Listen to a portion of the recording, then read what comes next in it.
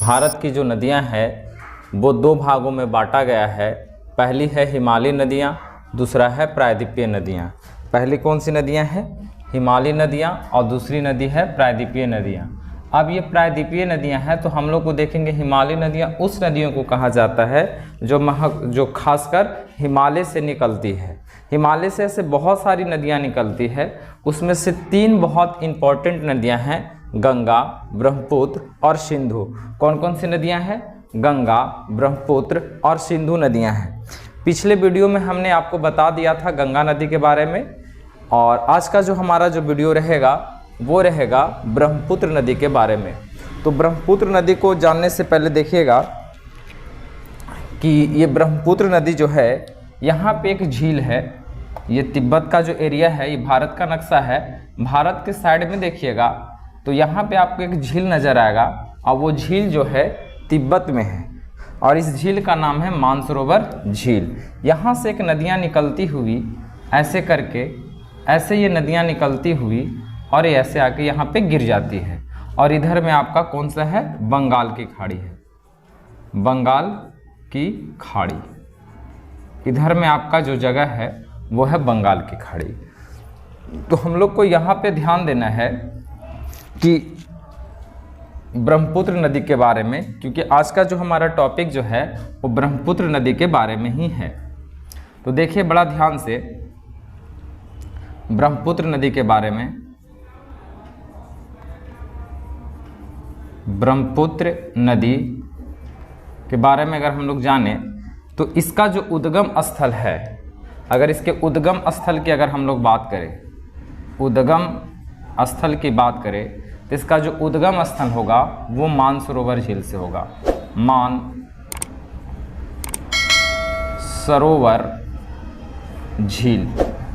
अब ये मानसरोवर झील है तो कहाँ है? तो आप देखिएगा मानसरोवर जो झील है वो है तिब्बत में है। अगर आपको आंसर में तिब्बत नहीं दे तो चीन देगा। तो मानसरोवर झील कहाँ आपका? तिब्बत में है। और इसका अगर मुहाना की बात करें, मुहाना की बात करें तो ये कहाँ गिर जाती है? तो आप देखिएगा कहाँ गिर रही है ये, तो ये बंगाल की खाड़ी में गिर रही है, बंगाल की खाड़ी में। इसका जो समाप्ति कगार है वो बंगाल की खाड़ी में है। किस नदी का? ब्रह्मपुत्र नदी का। तो हमने देखा कि ब्रह्मपुत्र नदी का उद्गम स्थल जो है मानसरोवर झील से होते हुए और ये आकर बंगाल की खाड़ी में गिर जाती है।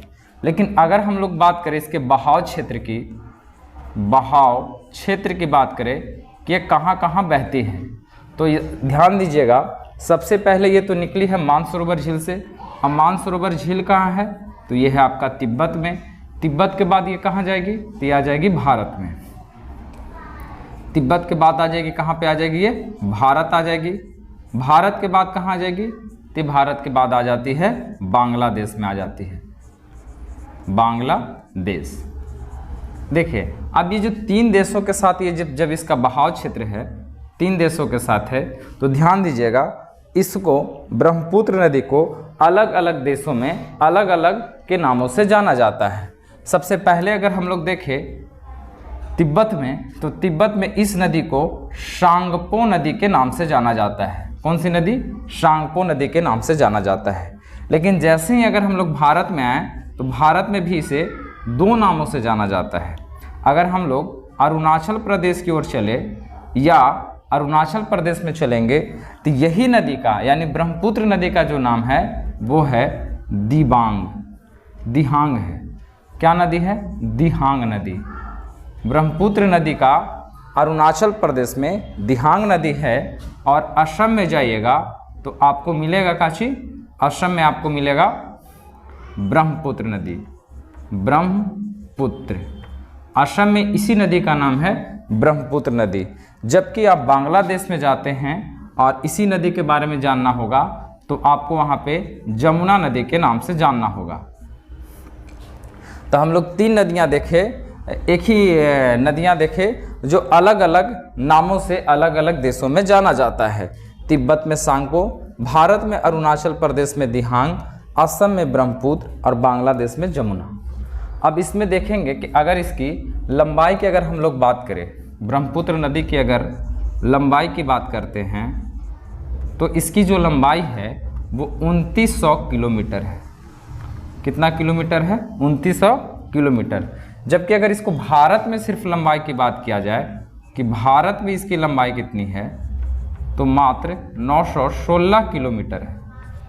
कितना है? 916 किलोमीटर इसकी भारत में लंबाई है ब्रह्मपुत्र नदी की। अगर इसकी बात किया जाए ब्रह्मपुत्र नदी के बारे में, तो ये तो छोटा सा आपका अथी हो गया, मतलब ये मानक हो गया। अब देखिएगा ब्रह्मपुत्र नदी पर एक डेल्टा बना है जिससे नाम है, ब्रह्मपुत्र नदी पर नदी द्वीप बना है। विश्व की सबसे बड़ी जो नदी द्वीप है, विश्व की सबसे बड़ी नदी जो द्वीप बना है, नदी द्वीप, यानी नदी के बीच में जो द्वीप बना है उसका नाम है मांजुली। मांजुली। और मांजुली कहाँ है? तो ये है आपका असम में है। कहाँ पे है? असम में है। ये इतना बड़ा द्वीप बन चुका है कि मांजुली एक जिला घोषित हो गया है। तो ये तो हो गया हमारा छोटा सा ब्रह्मपुत्र नदी के बारे में हो गया। अब हम इसमें देखेंगे ब्रह्मपुत्र नदी की कौन कौन सी सहायक नदियाँ हैं और इसमें कौन कौन सी नदी कितना सहायता करती है। तो ये आप देख लिए। दूसरी जो हम लोग देखेंगे ब्रह्मपुत्र नदी के बारे में, सहायक नदी के बारे में, तो ध्यान दीजिएगा। आप लोग भी अगर कोशिश करिएगा तो आप भी एक छोटा सा नोट्स तैयार करते हुए चलिएगा। तो ये ब्रह्मपुत्र नदी की अगर बात करें तो ब्रह्मपुत्र नदी जो है हमारा इसी टाइप का ऐसे निकली है और ये ऐसे आकर ऐसे गिर गई है। इसी प्रकार की जो नदी है यहाँ से स्टार्ट होती है मानसरोवर झील से और ये गिर जाती है बंगाल की खाड़ी में। मानसरोवर झील से स्टार्ट होती है और बंगाल की खाड़ी में गिर जाती है। इधर से जब हम लोग देखेंगे तो एक नदी है यहाँ से आती है जिसका नाम है दिबांग नदी। क्या नाम है इसका? दिबांग। कौन सी नदी है? ये है ब्रह्मपुत्र नदी की सहायक नदियाँ हैं। सहायक, ब्रह्मपुत्र की सहायक, ब्रह्मपुत्र नदी की ये सहायक है।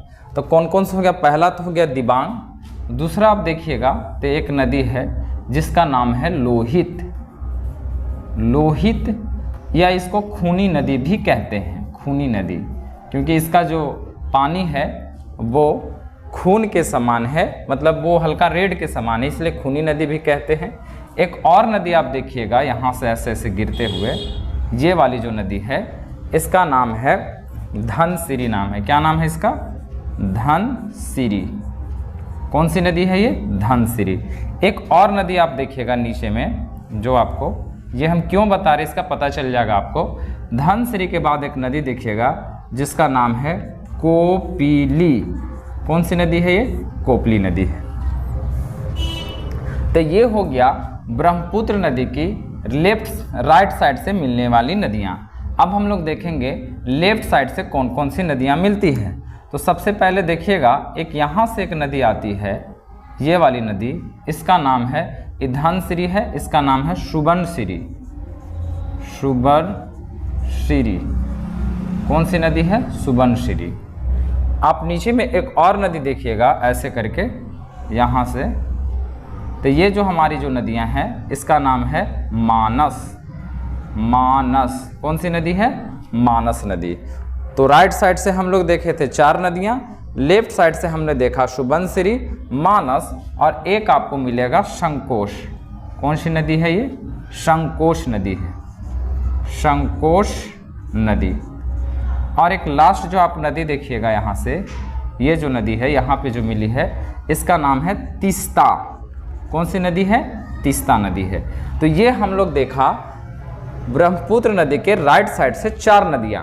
पहली नदी की अगर बात करें इस साइड से, दिबांग, लोहित, दिबांग, बताइए मेरे साथ, दिबांग, लोहित, धनसिरी और कोपिला। फिर से ऊपर से बताइए, ऊपर से कौन सी नदी है? तो ऊपर से नदी आपको मिलेगा दिबांग, लोहित, धनसिरी, कोपिली। ये तो हो गया राइट साइड से। लेफ्ट साइड से अगर हम लोग बात करें तो ध्यान दीजिएगा, इस साइड से अगर हम लोग स्टार्ट करते हैं, सुबर्णसिरी, मानस, संकोश और नीचे में सबसे नीचे में कौन सी है? तीस्ता। तो ये तो हो गई हमारी ब्रह्मपुत्र नदी की सहायक नदियाँ। ये आपने देखा अगर हम लोग को दूसरे पार्ट्स में अगर हम लोग देखना चाहेंगे तो सिंधु नदी के बारे में भी जानेंगे। तो ये तो हो गया, हमने आपको बता दिया है, आप देखिएगा ध्यान से। तो ब्रह्मपुत्र नदी को डील कर दिए हैं। आज का जो हमारा टॉपिक था ब्रह्मपुत्र नदी, और इसके पिछले वीडियो में आप देखिएगा तो गंगा नदी भी मिलेगा, और इसके और पीछे में जाइएगा एक तो आपको हमने सिंधु नदी के बारे में भी डील करा दिया है, जिसका उसका टॉपिक जो है वो है भारत में सिंधु नदी के बारे में हमने पढ़ा दिया है। और अब हम लोग को जो देखना है वो आगे का वीडियो इसी तरह से आते रहेगा, आप इसको देखें, और ना होगा तो धीरे धीरे आप नोट्स बनाते जाइए, और इससे देखिए आप कितना अच्छा आपसे प्रश्न डील होते जाएगा। रही बात, ऐसा ही वीडियो हम लोग को आता रहेगा, लगातार बने रहिए और हमारे साथ जुड़े रहिए।